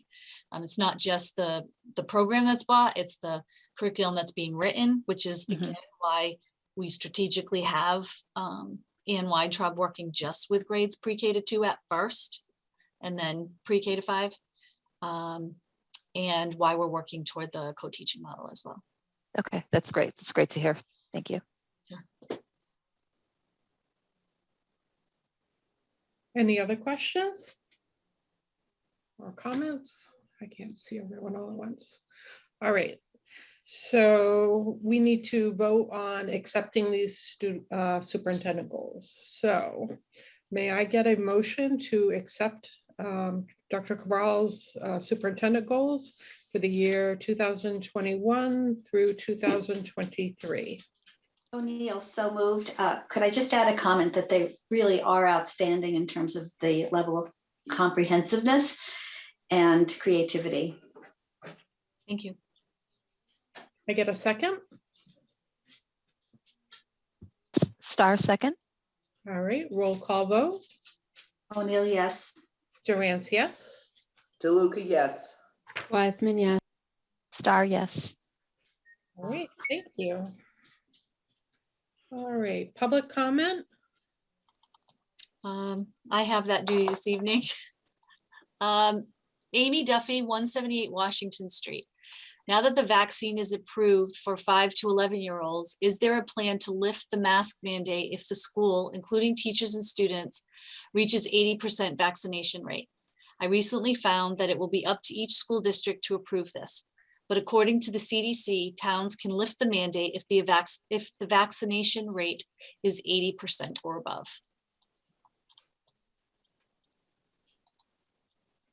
And I think that's directed at the school committee, but we do not currently have a proposal. In fact, right now we are just, we recently sent out a survey to determine how many of our staff have been vaccinated. So I actually don't have that number yet to share. So whether it's above 80% or not, I suspect it's above 80%, but we don't know that yet. And then in terms of students, I think it may take a while for students to be vaccinated, but certainly the 80% vaccination rate is what we've commonly referred to as the floor and not the ceiling. That you are correct, the school committee does have the opportunity to make it higher than 80% if they feel that that is necessary, but we have not had that conversation yet, but certainly I don't want to speak for the school committee if you would like to address that question. Well, I think that we agree that we haven't had a chance to discuss it and no decisions have been made at this point. And I think it's also important to note that we are well below the 80% threshold from what we understand. Not that we've taken Students. a full survey for students, but looking at just the state level data for age brackets within Easton, we're not at, are we still below 70? Yes. For this age, yeah. So we're a good ways away from needing to get further into the details on this. And that's 12 to 18. Yep. So the 5 to 11, obviously we don't have that data yet at all. Mm-hmm. Hopefully that answered your question, Ms. Duffy. And I don't see any others right now. Okay, great, thank you. Superintendent notes. Just a couple. I really want to thank and commend both our first responders, our new fire chief, Justin Alexander, and the DPW for all of their work last week. It was incredibly challenging for many families. We learned that some were literally trapped in their streets. Some went a good number of days without power at all. And obviously we had to cancel school for 3 days, which is the first time I've done that for this sort of a storm. So I just want to really be thankful to the community for their support of that. I know it's not always a popular decision. Either way, it's not a popular decision. But because of the timely communication that I was receiving from the town and the updates and where we were in terms of power at the schools, downed lines, which is always a concern when we're asking students to walk to bus stops or walk to school, downed trees, and the possibility that more trees might fall because of the weight of all of the rain on the trees that still were quite loaded with leaves. You know, all of that and more. Because of the timely updates, I was able to notify people the evening before, which of course is always our goal, because we're certainly very sensitive to the childcare needs of our families. And I know even a night before can be quite difficult, but we tried to have the most updated information in order to make that decision. So, you know, I just want to thank everyone and let you know that we commiserate with you. We had over 60% of the town was without power at one point. And because so many trees were down, it really did delay the opportunity for NGrid to restore power, because of course their first priority is to remove trees that are entwined with wires, because you know it's not safe for the DPW to remove those. And so there were several of those. Have people be able to get out of their streets and not be trapped. And that all took actually several days before they were able to actually start restoring power. So I did get a few questions, you know, aren't the schools, you know, part of a priority list or something like that? But this was a very unique storm. First of all, I don't think we are part of a priority list that I'm aware of, but despite that, this was a very different storm because they weren't even restoring power until, you know, like Friday of the week, because there were so many other things that they had to do. But you know, even the possibility that RO would need to be used as a shelter, that sort of was up in the air for a little bit. And we obviously can't have school if it's not. Some people also asked why we couldn't have school without power.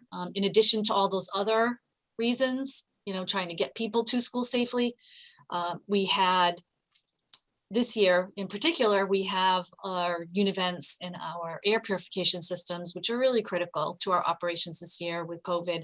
And those are not operational without power, of course. And so for all those reasons and more, unfortunately, we did have to cancel school, and we have adjusted our calendar. We are going to be going 3 days later. So we were scheduled to end June 14th. Now the date is June 17th. And we can only hope for a mild winter, so that does not get extended, because June 17th is a Friday, and hopefully it will stay there. But we'll see. I mean, there are just some things that are beyond our control, as we've learned quite a bit over the last couple of years. Well, I know the school committee typically likes to discuss honors and awards and things, so I'll kind of leave that for you guys. Kelly Kavanaugh, the principal at the high school, also sent out a letter to parents of Oliver Ames, and we put out a press release to discuss the events following the finding of a swastika at Oliver Ames on a poster in a restroom. Of course, extremely disheartening and disappointing. Certainly not rare in this country. These incidents do happen, and we always use them as an opportunity for education. Certainly there are consequences when we do know who's responsible, but we also use this as an opportunity to reshare some of the things that we've been working on as a district, what Kelly is working on as a new principal at Oliver Ames. And you know, she's enjoyed quite the beginning of a school year with a lot of relationships that she's already been able to forge in a short amount of time with people, and to have students and staff members come and share information with her. I mean, literally, she's been here for 7 or 8 weeks. And we certainly encourage that open line of communication, and hope that people will become more involved with our efforts. I've said many times, this is not a school issue alone. And I really want to thank the community members who have reached out, offered their assistance, their suggestions. Certainly, I have communicated with the Human Rights Coalition and Raising Multicultural Kids. Rabbi Carr has been fabulous. We just really enjoy some amazing partnerships here in Easton that are quite unique. And I'm confident that through those partnerships and working together, we will create a hate-free environment for our kids, for all of our children, for all of our students. And so I am appreciative, in spite of that very upsetting incident, I am appreciative of the cooperation we've gotten from the community. In addition, I will say that the Blanche Ames project continues on. We are forging ahead, and it's probably hard to believe, but even though the building is not scheduled to be done until around this time next year or a little bit later, we were actually involved in user group meetings for the last few weeks for furniture and equipment. The supply chain issues do not stop at food service, unfortunately. And so we literally, about a month ago, we literally had to rush to pick out paint colors because we don't even have walls yet, but paint is very seemingly difficult to secure right now, as well as the school planning committee had to meet and vote on a change of some roofing materials because the first choice and second choice were both not available to us in the supply chain to get here in time. So there's a temporary roof on the building right now. The third choice is an excellent choice. We're very happy with it. It's actually a little bit better quality for a very comparable price. So things like that are happening with the project now. So, you know, I think as people are driving by, it actually looks like it's getting somewhere. It's, you know, with any project, whether it's a home renovation, a garage, or a $100 million elementary school, you know, you kind of see the destruction first, and it takes a while to start seeing the walls go up and it starts looking like a building. And we're getting there, and it's very exciting. There are some windows on site, and I did my first tour inside the building, going up the stairs, down the hallways, really visualizing the spaces, knowing the plan behind me that I literally dream about every night, and really being able to envision it coming to fruition. So that's very exciting. Many staff members were involved in those user group meetings, you know, thinking about what works for students in terms of spaces and flexible seating, and from an educational perspective all the way to color perspective and size. So I'm grateful to them. I'm grateful to the consultants that we're working with. And once again, PMA and Perkins Eastman are just doing the most phenomenal job. And I can't imagine doing this project with anyone else. So I need to shout out again to our project managers, PMA, and our architects, Perkins Eastman, our builders, Great Brothers. Everyone's really working hard to come together on this larger than life project. I keep saying I'm learning more than any human probably should need to know about construction and joints and joists and concrete and everything else. So I thank them for being patient with that. Wednesday, as the school committee knows, is construction day. I tour the site every Wednesday and have multiple meetings with the builders, designers, and such. So just to let people know that we may not discuss it very often and we might not send out a lot of information on it, but I do encourage people to check the website because there are 3 live cameras on there, and it is very exciting to see the development and to see what's happening there. But it is well underway, and I just want to assure people that we're working hard on it, and it is chugging along really well right now. And that's all I have for tonight. But I do have a couple of assistant super notes on Chrissy's behalf, if you want me to go over those. All right, back to you then. All right, one is just some updated numbers on test and stay. So first of all, we did have a rocky start. The state contracted with some providers that were quickly overwhelmed by the 351 towns and communities that were all looking for assistance. Most are using test and stay. And so finally, this past week, we finally got what I'm hoping is going to be our final project coordinator, who's going to help us with our test and stay. So far, we have completed 137 COVID rapid tests and had, as a result of those tests, 0 positive cases. So if you think about the number of students who are tested as close contacts and being able to have the test and stay so that those students can stay in school as opposed to having to quarantine, it really kind of brings into perspective just how important this project is for us. And so I thank Chrissy Pruitt very much for her oversight of that work, as well as all of the school nurses and the building administrators who are collecting this information, sending out the letters, keeping track of close contacts. It's still an arduous task, and they're working together as a fabulous team to make sure that our kids and our staff members are all safe. So that's an update on test and stay. And then Chrissy Pruitt is also running our professional development day, just as a reminder for parents that the day after the observance of Veterans Day, which of course is November 11th, as always, November 12th will be a non-school day for students, as the staff will be engaged in professional development. This time around, we are focusing largely on curriculum and instruction.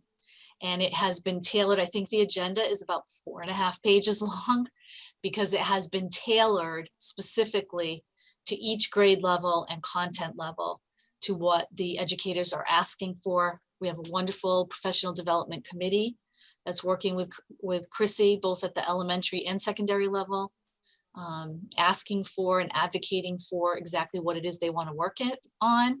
And that has been put together for them for the November 12th Professional Development Day.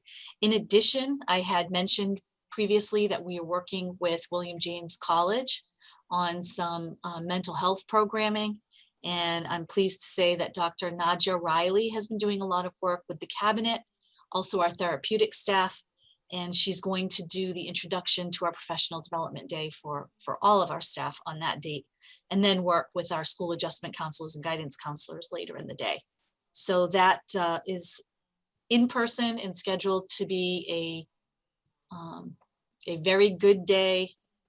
I'm again grateful to all of the educators who work with Chrissy on developing that day, because it's important to us that they're getting exactly what they need right now in their practice with their students. And we were able to tailor it to those needs. So we're appreciative of them providing that input that makes that possible. And that's it for assistant superintendent updates.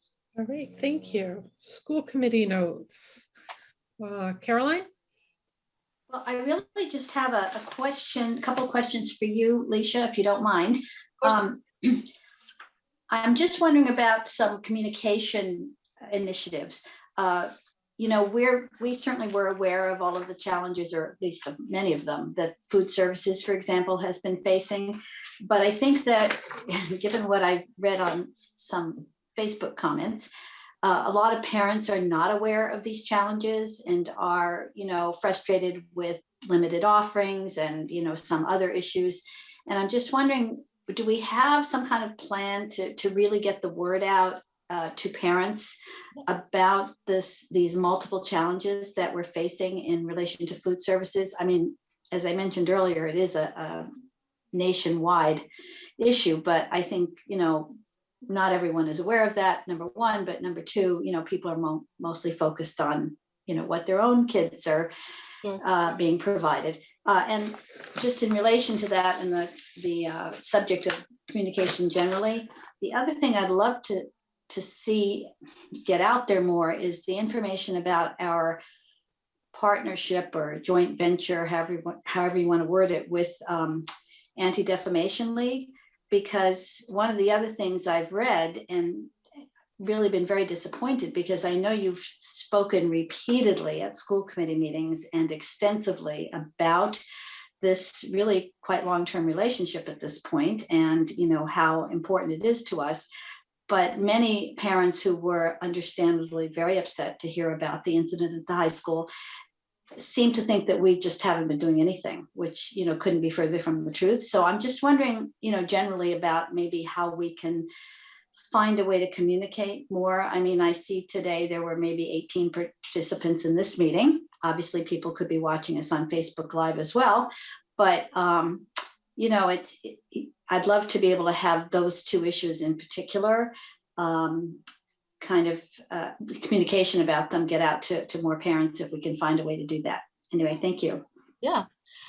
So I do actually have a letter drafted. I wanted to have the opportunity for Scott and Roberta to speak to you this evening, but we do have a letter drafted about the food service that we do intend to send to all families and staff.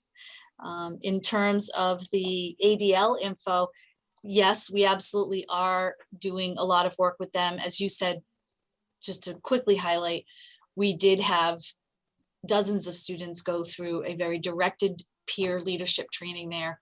The staff was trained at OA, and we had a community offering for OA. That work continued last year. And then this year, actually, it's just starting on the 11-12 professional development. The ADL will actually be here to provide the training for the staff at the middle school. Those students are being trained. We had 5 staff members step forward who were interested in advising that project. As you know, Joanne Kaufman and Kathy Quealy do that at the high school level. And yeah, we absolutely do need to make sure that we're sharing that information. We did put out a press release today, which included that initiative as well as several other initiatives. And we'll continue to be pushing out that information regularly.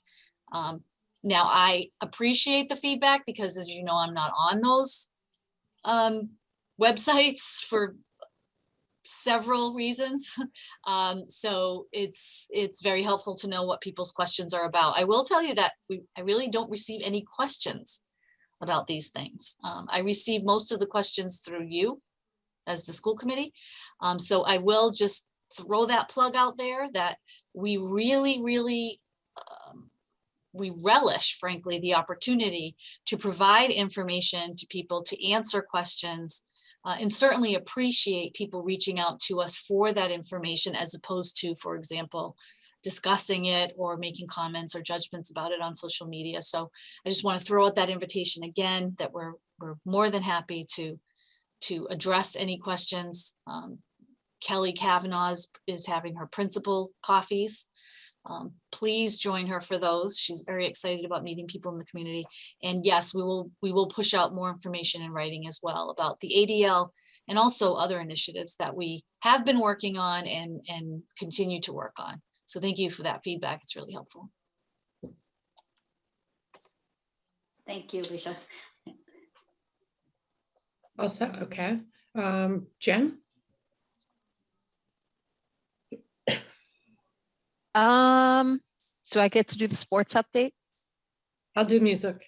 All right, you can do music. All right. So I don't want to take your thunder, but wow, this has been, I don't know how Bill and his staff keep up with all of the scheduling and logistics involved. And just congratulations to the coaches and the players and their families for just an amazing fall sports season. So I think we talked about golf before. They had a really good season, finished strong. Cross country, both boys and girls won the Hockomock Championship. And I think they both had undefeated seasons. So that's just phenomenal. Cheer participated in an invitational and took 3rd place recently. And then with current, the sports that are still going because they're all in playoffs, which is just insane.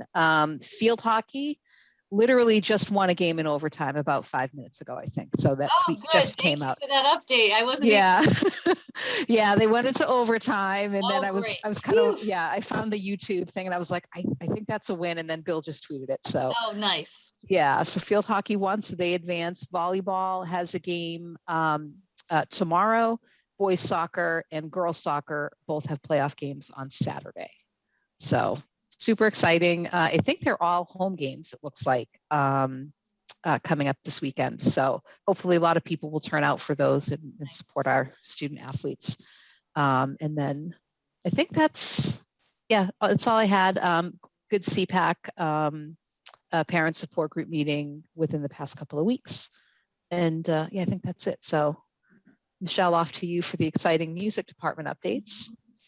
I'll come back to me. I was to see if Nancy, do you have Yep. anything? Sure. Okay. First of all, I know we talked about this earlier, but there is a special town meeting Monday, November 8th at the OA Auditorium, not at Stonehill. And I was in a meeting last week and Connor was there and he is very concerned about a quorum because it's just a typical special town meeting and there's no big ticket items on it. So just reminding everybody, you know what, just go to the meeting. It might only take a half an hour, maybe an hour, but we need 100 people there at 7 o'clock. So 7 o'clock, Monday, November 8th at the OA Auditorium.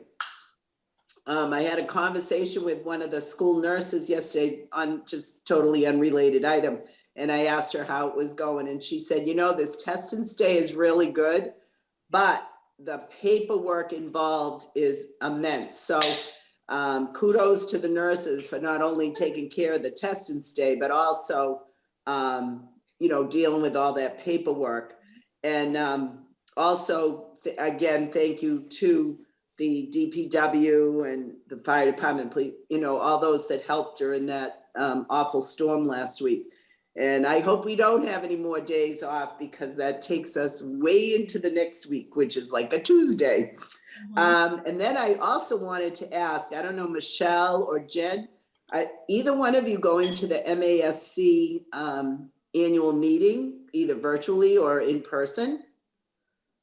No? No. No. Okay, just curious.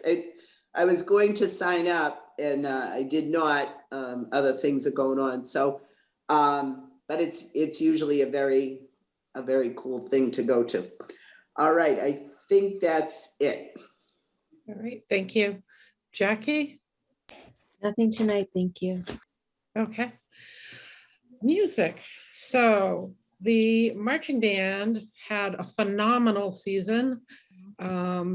All their competitions they did extremely well in, and they have two major end of the year competitions. One is the MICA finals, which was held in Quincy, and they got 5 stars gold, which is the best you can possibly do. So that was awesome. And then they had NESPA finals, which was held in Reading on Halloween, and they got platinum, which is above gold. They got platinum with a 95.8, and they also received best music. And they had a celebratory police escort back through Easton, back to OA, which was really special and cool for them. So kudos to Mr. Benson and his crew and all the band members who worked exceptionally hard starting mid-August out there on the field in the heat and everything. And they had a phenomenal season. So that was really excited to see. That's music. Anyone else? One more music thing. I know that the Bay State Show Choir is back festival, so that's coming up. I think it's over the long weekend that's coming up in November. Show choir is back, but Bay State is not happening. Yes. Oh, it's not. Oh, yeah, bummer. unfortunately. So we did attempt to hold it, and yeah, there was planning for it. Did put out the information and we had everything all set, but there weren't enough responding districts to participate. Yeah. Oh, that's disappointing. It is. Well, the good news hopefully they'll have plenty of events for show choir this year, which is phenomenal, because at the beginning of the year we didn't have a show choir. We're good. Yay. Getting there. Everyone's rebuilding. Okay, so before I go into executive, our next meeting I have down for November 18th at 6:30. Is that what everyone has? That still works. All right, so that is our next meeting. All right. I'd like to make a motion to enter into executive session and not to return to open session for the purpose of discussing strategy with respect to litigation and bargaining. And in my opinion, having this discussion in public would be detrimental to the bargaining position of the school committee. Do I have a second? O'Neill, second. Roll call vote. O'Neill, yes. Durant, yes. DeLuca, yes. Wiseman, yes. Star, yes. All right, thank you. Thank you, everyone. Thank you. See you soon.